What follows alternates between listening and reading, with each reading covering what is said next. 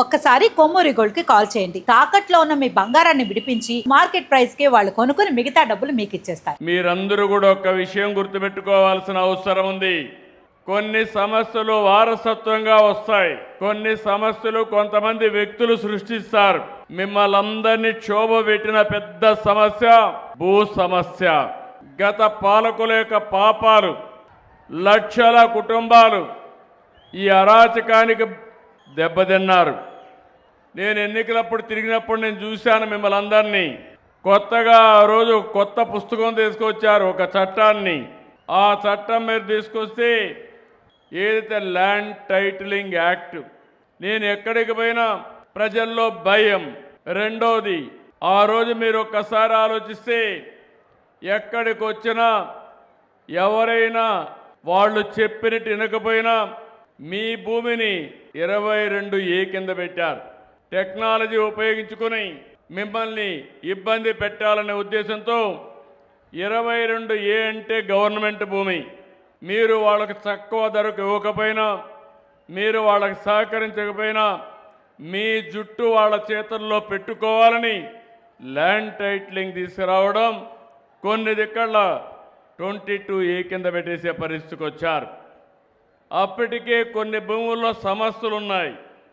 ఇది చేసిన తర్వాత సమస్య జటిలమైంది. నేను ఇదే నియోజకవర్గంలో ఎన్నికల రోజున ల్యాండ్ టైటిలింగ్ యాక్ట్ని తగలబెట్టి వచ్చిన వెంటనే ఈ చట్టాన్ని రద్దు చేసి భూ సమస్య పరిష్కరిస్తానని ఆ రోజు హామీ ఇచ్చాను. చట్టాన్ని రద్దు చేశాం. భూ వివాదాల పరిష్కారానికి దృఢ సంకల్పంతో ముందుకు పోతున్నాం. నాకు మొట్టమొదటిసారిగా 95లోనే 94లో నేను రెవెన్యూ మంత్రిని, ఫైనాన్స్ మినిస్టర్గా అయ్యాను. అప్పుడే స్టడీ చేశాను. ఆ రోజు సమైక్య ఆంధ్రప్రదేశ్లో తెలంగాణలో కొన్ని సమస్యలు ఎక్కువ ఉండేటివి. దానికి కారణం నిజాం పాలనలో ఎప్పుడు కూడా భూములన్నీ అనేక మందికి ఇచ్చేవాళ్ళు. ఇక్కడ బ్రిటిష్ వాళ్ళ పరిపాలన, అప్పుడే పగడ్బందీ అయినటువంటి ల్యాండ్ రిఫార్మ్ యాక్ట్ కూడా పెట్టుకొని చేశారు. మనం అందరూ కొంతమంది పెద్దవాళ్ళకి ఉండేవాళ్ళకి ఐడియా ఉంటుంది. ఆ రోజు జమాబందీ చేసేవాళ్ళు. సంవత్సరానికి ఒక్కసారి జమాబందీ చేసి మీ ఆస్తి మీదని మన లెక్కలు రాసేవాళ్ళు. దానికి పన్ను కూడా కట్టేవాళ్ళం. మొట్టమొదటిసారిగా ఎన్టీ రామారావు గారు ముఖ్యమంత్రి అయిన తర్వాత మన భూమి పైన పన్ను కట్టడం ఏంటి? అందుకే భూమి పన్ను రద్దు చేస్తానని రద్దు చేసిన వ్యక్తి నందమూరి తారక రామారావు గారు అని చెప్పి నేను మీకు తెలియజేస్తున్నా. ఇప్పుడే తులసమ్మ గారు ఒక విషయం చెప్పారు. నాకు అనుభవం ఉండి కూడా ఈ సమస్య పరిష్కారం చేయాలంటే చాలా జటిలమైన సమస్య, చాలా సున్నితమైన సమస్య. భూమి మీది, మీ భూమి మీద ఫోటో ఆనాటి పాలకులది. భూమి చుట్టూరు సర్వే రాళ్లపైన కూడా ఫోటో వేసుకునే పరిస్థితికి వచ్చారు. అంటే ఫోటో పిచ్చి పరాకాష్ఠకి వెళ్ళే పరిస్థితికి వచ్చింది. అది ఆలోచించిన తర్వాత నేను ఆలోచించాను, ఒకవేళ వేస్తే మీ నాన్న ఫోటోనో మీ తాత ఎవరైతే ఆ భూమి ఇచ్చారో వాళ్ళ ఫోటో వేయాలి, కానీ వీళ్ళ ఫోటో వేసుకోవడం తప్పని ఆ ఫోటోను రద్దు చేసి రాజముద్రతో ఈరోజు మీకు పట్టాలు ఇస్తున్నాం. ఆ తర్వాత ఆలోచించాను, మళ్ళీ ఎవరైనా దుర్మార్గులు వస్తే ఆ దుర్మార్గులు మళ్ళీ రికార్డు మార్చే పరిస్థితికి వస్తారు. నేను కానీ ఏమారితే కింద నుండే వాళ్ళు దళారులు కూడా తయారవుతారు. మేము మీకు పట్టా ఇప్పిస్తాం, రేట్ ఎంత ఇస్తామని. అందుకే నేను ఇవన్నీ ఆలోచించి సర్వే మొదలుపెట్టాం. రీసర్వే చేస్తున్నాం. ఆ రీసర్వేలో కూడా రైతుకి ఇన్ఫర్మేషన్ పంపిస్తున్నాం. మీకు పంపించిన తర్వాత మీరు వస్తే మీ సమక్షంలో సర్వే చేపిస్తున్నాం.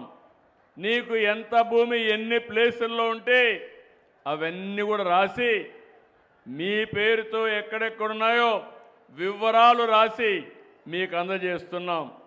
మీరు అవన్నీ చూసుకున్న తర్వాత కరెక్ట్గా ఉన్నాయని ఒప్పుకుంటే మీరు సంతకం పెడితే అప్పుడు మెడ్రాసుకు పంపించి సెక్యూరిటీ ప్రెస్లో ఈ పుస్తకాలు ప్రింట్ చేస్తున్నాం. ఇది ఎవడంటే వాడు చేయడానికి వీలు లేదు. మన కరెన్సీ ఉంది, కరెన్సీని మన డబ్బుల్ని వేరే వాళ్ళు డూప్లికేట్ ప్రింట్ చేయడానికి వీలు లేదు. అలాంటి జాగ్రత్తలు తీసుకున్నాం. మళ్ళీ ఎలాంటి ఇబ్బంది లేకుండా మధ్యలో దళారీ వ్యవస్థ లేకుండా ఉండాలని నేరుగా ఇలాంటి మీటింగులు పెట్టి గ్రామ సభల ద్వారా మీకు ఇప్పిస్తున్నా. అదే మరిగా మిమ్మల్ని అందరినీ ఐవీఆర్ఎస్ అడుగుతున్నాను, సమాచారం అడుగుతున్నాను, ఎప్పటికప్పుడు పర్యవేక్షిస్తున్నాను. ఇప్పటికి 7 సార్లు 7 నెలల్లో ఇక్కడ జిల్లాలకు వచ్చాను. నేను ఒక ఉద్యమంగా తీసుకున్నాను, ఇది ఒక పవిత్రమైన కార్యక్రమంగా తీసుకున్నాను. నా ఆలోచన ఒక్క రూపాయి కూడా అవినీతి లేకుండా, దళారీ వ్యవస్థ లేకుండా మీ అన్ని సమస్యలు పరిష్కారం చేసి, శాశ్వత పరిష్కారం చేసి మీకు అండగా ఉండాలని ఒక సంకల్పంతో ముందుకు పోతున్నా. 7 నెలలుగా వచ్చాను, ఇంకా నాకు 8 నెలలు పడుతుంది. 7 నెలలు వస్తే ఇప్పుడు మీరు చూస్తే 6,887 గ్రామాల్లో సర్వేలు చేశాం. 29,04,000 పాస్ పుస్తకాలు ఇచ్చాం. ఇంకో పక్క అందులో క్యూఆర్ కోడ్ ఉంది. క్యూఆర్ కోడ్ కొడితే అసలు రికార్డులో మీదా మీ పేరు మారిందా కూడా చెప్పే పరిస్థితి వస్తుంది. అక్కడ కంప్యూటర్ కూడా ఎవడో మార్చకుండా అక్కడ కూడా మీరు చూస్తే బ్లాక్ చైన్ టెక్నాలజీ తీసుకొచ్చాం. అంత మునుపు కూడా ఎవరంటే వాళ్ళు మార్చేయడం, మార్చేసిన తర్వాత అడిగితే సమాధానం కూడా చెప్పకుండా ఎవరు మార్చారని కూడా తెలియకుండా పోయే పరిస్థితి వచ్చింది. ఈరోజు ఆ సమస్య లేదు. ఎవరైనా ఎక్కడైనా కలబెడితే కంప్యూటర్ ఎవరు కలబెట్టారో చెప్పే పరిస్థితి వస్తుంది. మీ అందరికీ ఒకటే చెప్తున్నా, ఇంకా 8 నెలలు నాకు పడుతుంది. 8 నెలల్లో నేను పూర్తి చేస్తే మార్చి 2027కి ఇప్పటి నుంచి 9,833 గ్రామాల్లో 72,07,605 పట్టాదారు పాస్ పుస్తకాలు ఇవ్వాలా. అది ఇస్తే నాకు ఒక తృప్తి. నేను ఒక మంచి పని చేసి శాశ్వతంగా రైతులకు విముక్తి చేసిన వాడిని అవుతాను. తప్పకుండా చేసి నా యొక్క నిజాయితీ నిరూపించుకుంటామని చెప్పి కూడా నేను మీకు తెలియజేస్తున్నా. ఈ నెలలో రాష్ట్రంలో 428 గ్రామాలు 2,48,00,000 పాస పుస్తకాలు అందించాం. నంద్యాల 8,412, బనగానిపల్లిలో 1,125 పాస పుస్తకాలు అందించాం. ఇవన్నీ కూడా మీరు చూస్తే ఇది ఒక పద్ధతి ప్రకారం చేస్తున్నాం. ఇంకో పక్కన ఇవి జరిగితే భూ వివాదాలు ఉండవు. కలెక్టర్ కానీ జాయింట్ కలెక్టర్ ఉన్నారు.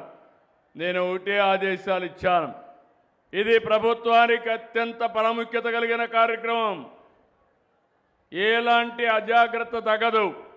ఒక్క రూపాయి కూడా అవినీతి లేకుండా రైతుకు మనం పట్టా ఇవ్వగలిగితే రైతు శాశ్వతంగా ఆనందంగా ఉంటాడు, కృతజ్ఞతగా ఉంటాడు. అది చేయాలని చాలా స్పష్టంగా చెప్పాను. ఇంకో పక్కన విలేజ్ ఇనాములు ఉన్నాయి. ఇలాంటివి కూడా చూస్తే అవి కూడా 22,000 కల్పించారు. ఇలాంటివన్నీ కూడా ఇప్పుడు మనం మార్పులు చేర్పులు చేసి మీకు ఇస్తున్నాం. ఈరోజు 1971 గ్రామాల్లో రికార్డ్ ఆఫ్ రైట్స్ పూర్తి చేశాం. ఆటోమిటేషన్ తీసుకొచ్చాం. వారసత్వంగా వచ్చిన ఆస్తుల్ని ఇప్పుడు ఆవిడ భర్త చనిపోయారు, ఆ ప్రాపర్టీ ఎవరికి రావాలి, ఆవిడకి రావాలి. దానికి కూడా ఆఫీసులు తిరిగే పరిస్థితి. ఇప్పుడు దీనిపైన ఎక్కడ తహసీల్దార్ ప్రమేయం కూడా లేకుండా 6,80,854 మంది ఆటోమిటేషన్ చేసుకునే పరిస్థితికి వచ్చారు. ఇప్పుడు టెక్నాలజీ విరివిగా వాడుతున్నాం. దీనివల్ల మీరు చూస్తే భవిష్యత్తులో ఎక్కడ కూడా అధికార యంత్రాంగంతో పని లేకుండా మీ పని మీకు జరిగే పరిస్థితి వస్తుంది.